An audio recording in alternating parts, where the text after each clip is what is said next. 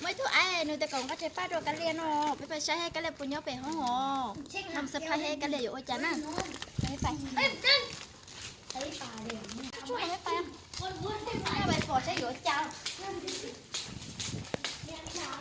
chú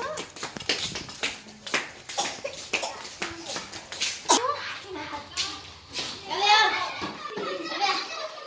cái liền đợt tuần nó thấy con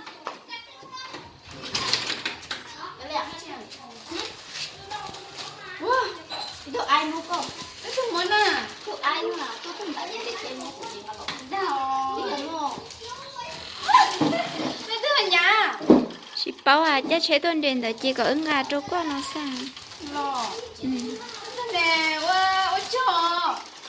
Đi đau không? Chị biết là mà mua thuộc của là hai tiền là mua thuộc của anh lên Biết hai rồi rồi. Để ở nhà từ lúc xưa Rồi, đi chú mua nè. một con mà chưa tú lúc mà chỉ muốn mua lì nữa. Rồi, tôi sợ chịu. đó chị á. Mua à? Mua dọc. Đi phải à? Mua.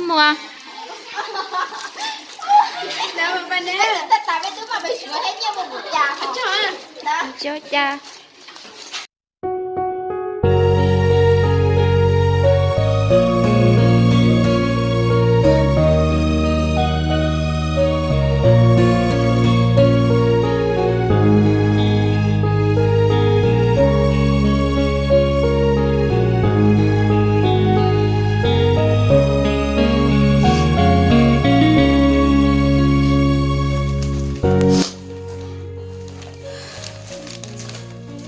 Sao anh thấy rồi, chị muốn bây giờ computer yêu em.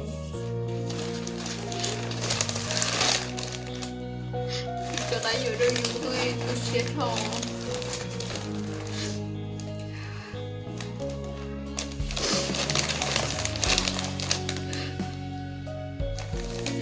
แล้วฉันว่าไม่อยู่คนดีนะกูเองกูได้คือ complete กูต้อง cancel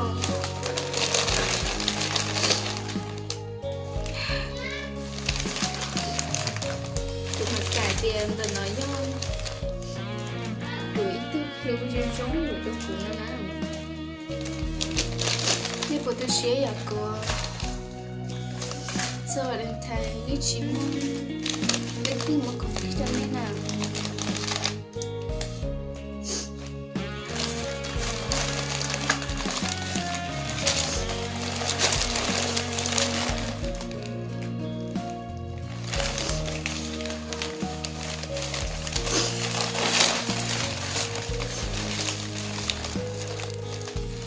tiền em mê xưa nghĩ là gì cũng nói chỉ mấy người tiền thì là qua cho thì em mê lên nhau kiểu sẽ là nghĩ cho xưa nếu chọn mua từ rồi cho mấy chị thế rồi nếu cũng chỉ rất thứ nữa thì chỉ để rồi chỉ muốn người ra bố tiền